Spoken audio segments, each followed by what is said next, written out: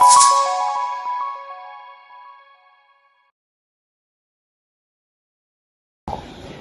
құрметті оқушылар, саламатсыздар ма? Отырамыз, жақсы. Ал балалар, үй тапсырмасына не берілді? Электр тоғының жұмысы мен қуаты саны. Жақсы. Ал енді осы үй тапсырмасы бойынша электр тоғының жұмысы қалай есептеледі екен? Ал Бекарс. Электр тоғының жұмысы O айты. Жақсы. Яғни кернеудің тоқ күшінің және уақыттың көбейтіндісі ол тоқтың жұмысын бересің. Жақсы. Отыра ғой. Ал тоқтың қуатын қалай есептейміз балалар? Жақсы. Ал Заңғар. Кернеу мен тоқ күшінің көбейтіндісі тең болады. Жақсы. Отыра ғой. Ал Джоулен сан қалай айтылады екен? Ал жаңа айтам дейді. Q тең I квадрат R-ға тең. R Т-ға тең. Т-ға тең, жақсы. I квадрат R-ті, яғни тоқ күшінің квадратын кедергіге және уақытқа көбейтіндісі, яғни жылу мөлшерін береді екен, яғни жылу мөлшерін есептеу тоқтары ол Джоулен сан деп айтылады екен. Жақсы. Ал енді бүгінгі сабағымызда біз осы зертханалық жұмысты орындаймыз балалар. 7-ші зертханалық жұмысты электр тоғының жұмысы мен қуатын анықтауды. Осы лабораториялық жұмыс жасаған кезде қазір алдарыңа да беріліп қойылды құрал жабдықтар. Мына жерде көрсетіліп тұрған құрал жабдықтардың барлығы сендерде бар. Дәптерлеріңе жаздыңдар деп ойлаймын, жұмыстың мақсаты жазылды. Бүгінгі жұмыстың мақсаты электр тоғының жұмысы мен қуатын анықтау. Құрал жабдықтарды жаздық. Енді біз сұлба жасаймыз, яғни мына сұлба бойынша тізбек құрастырып аламыз, бірінші. Мына сұлбада біз не көріп тұрмыз? Кім айтшы? Сұлбада не көріп тұрмыз? Бегарс, не бар? Тоқ көзінен кейін шам, вольтметр, амперметр және күн. Жақсы. Яғни осы құрал жабдықтар берілген бойынша осындай сұлбаны құрастырайық балалар. Ал алдарында приборлармен жұмысты бастайық. Бірінші сұлба құрастырып аламыз, сызып аламыз. Балалар, бұл зертханалық жұмысты бастамас бұрын біз симуляциясы арқылы қазір осы тізбекті құрастырып көрейік. Міне мына жерде мен жалғаш сымдарды аламын. Одан кейін батарея жалғаймыз. Одан кейін яғни сымдарды апарайық мына жерге. Сымды тағы да апарамыз. Қазір виртуалды жұмысты орындап жатырмыз. Кішкене созуға болады.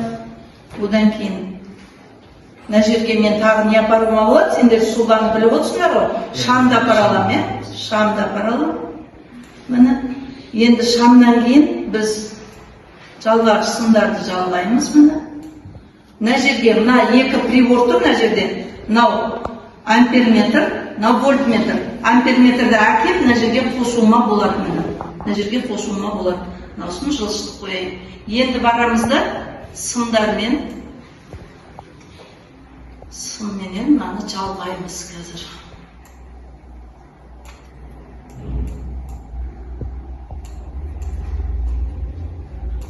Міне шам жанды, көрдіңдер ме? Амперметр көрсетіп тұр. Қаншаны көрсетіп тұр? 0,9 амперді көрсетіп тұр. Енді мына вольтметрді әкеп параллель жалғауыма болады. Міне параллель жалғаймыз шамға. Міне вольтметр көрсетті, міне 9 вольт. Сонда біз қазір зертханалық жұмыста осы жұмысты сендер берілген құралдар арқылы яғни жасайсыңдар. Тура осы тізбекті тоқ көзінен тұрады және электр шамы. Бұл жерде енді кілтті қосуыма болады, кілт мына жерде тұр. Енді кілтті сендер берілген құралдар арқылы жалғаңдар. Мына жерде шам бәрі тізбектей қосылып тұр. Және амперметрде тізбектей жалғанып тұр балалар. Мынау тізбектің бойындағы тоқты көрсетіп тұр амперметр. Ал вольтметр мынау тұтынушыға, яғни шамға параллель жалғанып тұр. Сонда бұл жердегі вольтметрдің көрсетуі 9 voltқа тең болып тұр, ал амперметрдің көрсетуі 0,9 амперге тең болып тұр. Тізбек түсінікті ма? Енді осы тізбекті сендер алдарындағы берілген құралдар арқылы көрсетулеріңе болады. Бастай.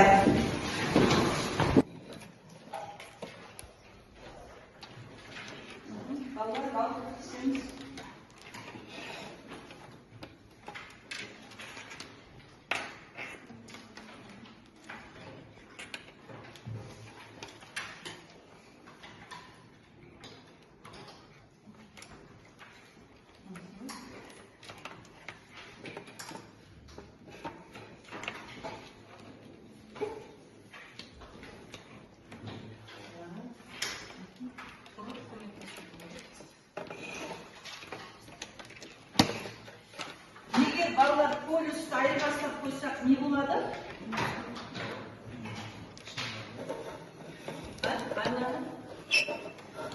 Полюсті айырбастап кетсе не болады? Нөлден ауытқып кетеді ары қарай.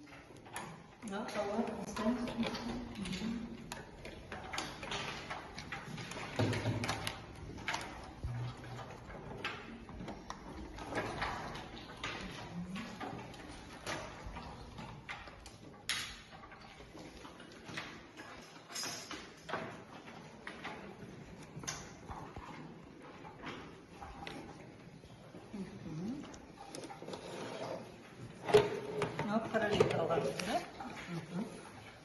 Жақсы.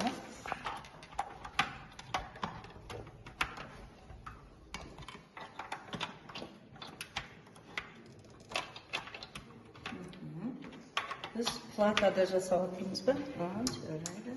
Вот, жақсы. Молодцы. Жарайсыңдар. Ал, Мадина, сендер.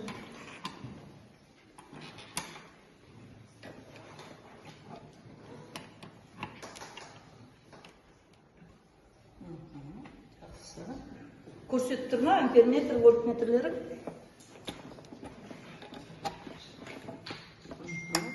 Неге ауыстырдым? Полюсі? Артқа кетіп қалды ма? Жарайды. Жақсы. Ой, жарайсыңдар.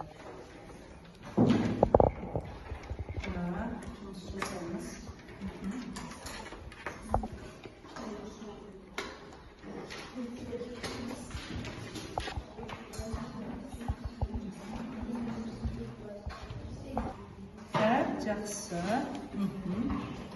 Сендерге кәне?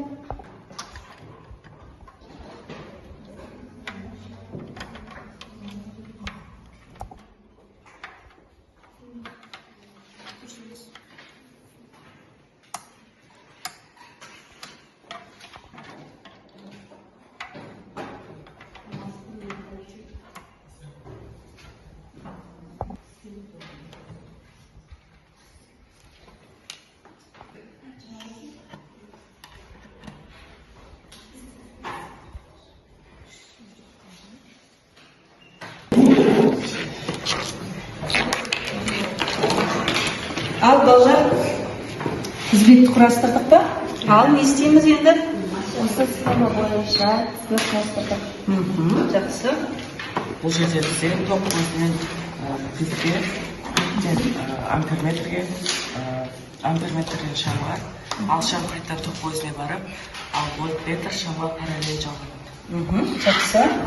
Бізде амперметр 0,1 амперді көрсетеді, ал вольтметр болса 9,5 вольтты көрсетеді. Жақсы. Ары қарай не істейміз енді?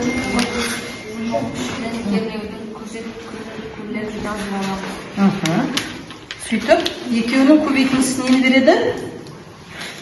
Қуатты, дұрыс айтасыңдар, яғни токтың қуатын есептеп шығарамыз.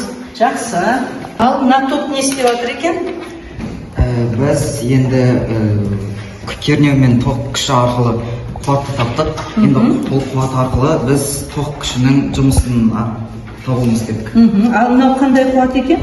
Бұл номиналды қуат. Номиналды қуатты да есептедіңдер. Енді ары қарай не істеп отырмыз? Біз яғни уақытты секундқа айналдырып Осы алынған қуаттың мәндерін не істедіңдер?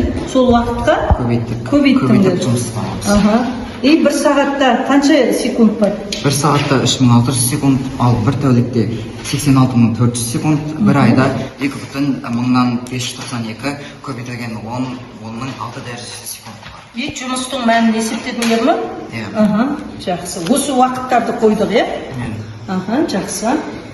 Ал балалар, келесі топ бізде не істеп жатыр? Сұлба бойынша тоқ көзінен кілтке жалғадық, ал кілттен шамға, шамнан амперметрге жалғадық. Ал вольтметрді шамға параллель жалғадық. Параллель жалғанады екен. Ал Тәжірибе нәтижесінде нәтижесін жазып алдықты, ал номиналды мәндер біз шам арқылы тауып. Шамның өзіндегі көрсетулерді алдыңдар ма? Қанша болды? 3,8 вольт. Тоқ күші 157 ампер. 2-дің көбейтілсе 0,266 ватт. Жақсы. Осы шамның өзіндегі мәндерін алдыңдар, яғни бұл номиналды қуат екен. Қарай не істеп жатырмыз? Номиналды қуат арқылы біз киловатт сағатқа айналдырдық, ал оның мәндері осындай. Жұмыстың мәнін, яғни тоқтың жұмысын есептеу кезінде сендер киловатт сағатпен алып, уақытқа көбейтіп таптыңдар, жұмысты. Сонда осылай шығып жатыр ма? Ал жалғастырамыз ары қарай. Жақсы.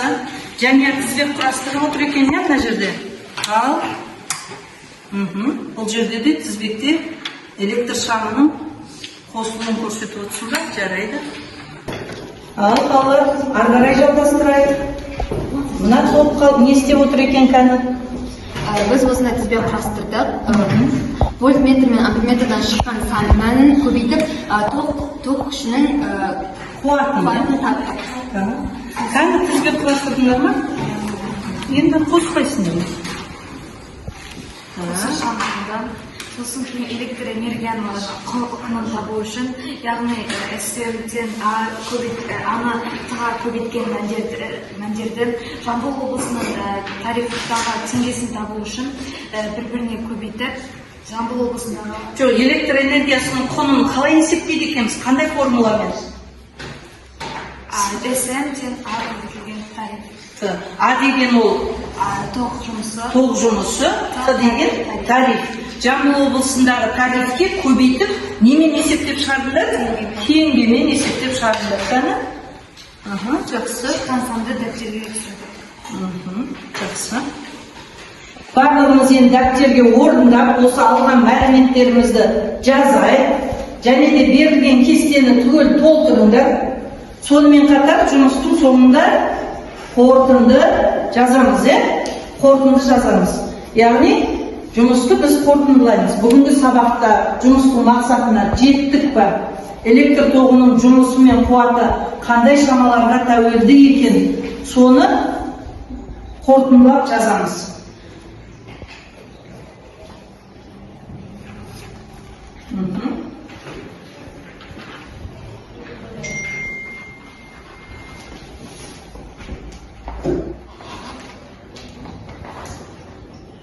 Ал балалар, оқушылар, жұмыстың бәрін аяқтадық, бүгінгі жаңағы зертханалық жұмыста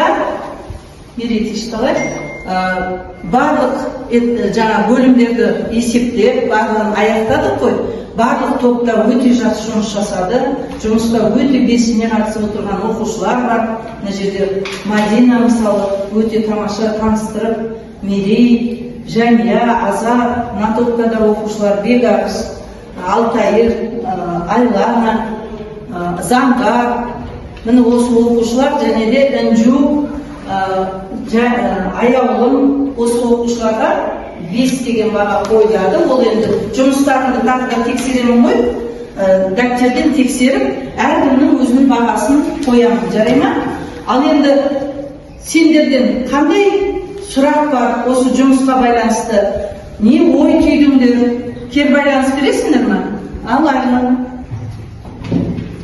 Мен бүгінгі сабақта объектілерді вольтметрді өлшедік, зертханалық жұмысты жасадық. Сабақ маған өте ұнады, өте түсінікті болды.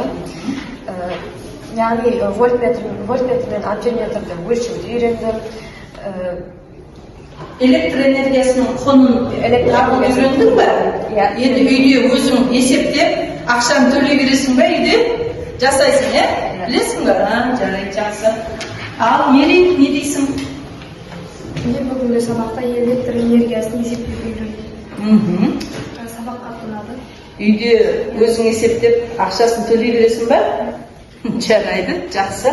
Міне балалар, бәрін де солай деп ойлаймын. Яғни үйде біз светке ақшаны қалай төлеп жатырмыз, электр энергиясының құнын қалай табуды үйрендік, іс жүзінде де, теория жүзінде де, практикада да көріп жатсыңдар. Барлығын жақсы түсіндік деп ойлаймын. Түсінген оқушылар, ең болмаса саусақпен көрсетіп қойыңыз, кері байланыс. Жақсы. Ал топтардың жұмысына қалай қарайсыңдар? Әр топ бір-бірінің көңілінен шықты ма? Мысалы, бірінші топтың жауабы қандай баға бере аласыңдар? Жақсы ма? Жақсы. Екінші топқа ше, қандай баға бересіңдер? Жақсы. Үшінші топ ше? Керемет орындалады дейді. Ұнақты міне, Жанияның құрастырғаннан сұлбасы өте қатты ұнады деп жатыр. Төртінші топтың ше? Өте жақсы. Үйге тапсырмаға осы электр тоғының жұмысы мен қуатын жақсылап оқып келеміз, жарай ма? Және де өткендегі есепті біз аяқтаған жоқпыз ғой осы тақырыптың соңындағы. Сол есептің ең соңғы есебін аламыз. Жарай ма? Жаттығу номерін білесіңдер. Есепті шығарып, үйге осы электр тоғының жұмысы мен қуатын жақсылап оқып келеміз. Үй тапсырмасы осындай. Бүгінгі сабақта мен байқап отырмын, барлық топта жұмысты өте жақсы жасады. Берілген құрал жабдықтар бойынша тізбекті құрастырдыңдар, берілген мәліметтерді алдыңдар, қорытынды да жасадыңдар, және де электр тоғының жұмысы мен қуатын есептеп шығардыңдар. Топтың жұмысын киловатт сағатпен де өрнектедіңдер, киловатт сағатпен өрнектеп, ең соңында біз электр тоғының, яғни жұмысын есептегеннен кейін не істедік? Электр энергиясының құнын таптық. Яғни электр энергиясының құны формуласы СМ тең болады электр тоғының жұмысы мен тарифтің көбейтіндісіне тең екен. Яғни біз өткен сабақта айтқанбыз, барлық облыстардағы электр энергиясының құнын есептеу тарифтерімен таныстық, ол жерде қанша деңгейге бөлінген еді? Үш деңгейге, дұрыс айтасыздар. Бірінші деңгей, екінші деңгей, үшінші деңгейге бөлінген тұғын. Сол жердегі тарифпен есептеп шығардық электр энергиясының құнын. Сонда ең соңында қазір дәптерлерінде байқап тұрмын, теңгемен есептеп шығардыңдар. Яғни электр энергиясының құнын таптыңдар. Топ жұмысын тарифке көбейтіп, яғни теңгемен есептеп шығардыңдар. Қорытынды жазылды. Енді дәптерді өткіземіз. Маған бере берді. Балалар, бүгінгі сабақта біз сабағымызды аяқтаймыз. Енді өте жақсы орындадыңдар деп ойлаймын. Дәптерлеріңе бағаларыңды қойып, келесі сабақта айтылады. Жарай ма? Жақсы онда. Сау болыңыздар.